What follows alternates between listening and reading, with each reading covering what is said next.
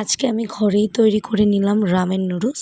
আর সময় ramen noodles খেতে মন চাইলে আর কি, তো দোকান থেকে না এনে ঘরে স্যুপ নুডলস তৈরি করে জাস্ট আমি শুকনো মরিচ যেটা বলে গুঁড়া মরিচ ওইটা আমি মিশিয়ে নিই।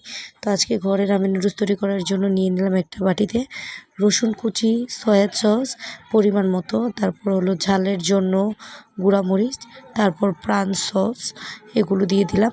তো শুকনা ঝালও দিব। শুকনো মরিচটাকে আমি ফ্রাই প্যানে ভেজে তারপর গুঁড়ো করে নিলাম।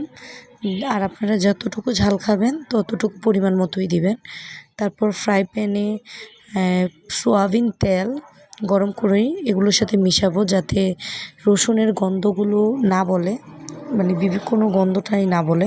সয়াবিন তেলটা দিলে আর কি ভালো হয়। তো সয়াবিন তেল দিয়ে এখন এগুলো একসাথে আমি মিক্সড করে নিচ্ছি। তো মিক্স করার পরে তোমরা কালারটা দেখবে এত সুন্দর হয়। দেখো কালারটা দেখতেই পারতেছো, পুরা রামেন সসের মতো হয়ে গেছে। রামেন সস বলতে ঝাল যে সসটা ওইটার মতোই দেখতে লাগছে।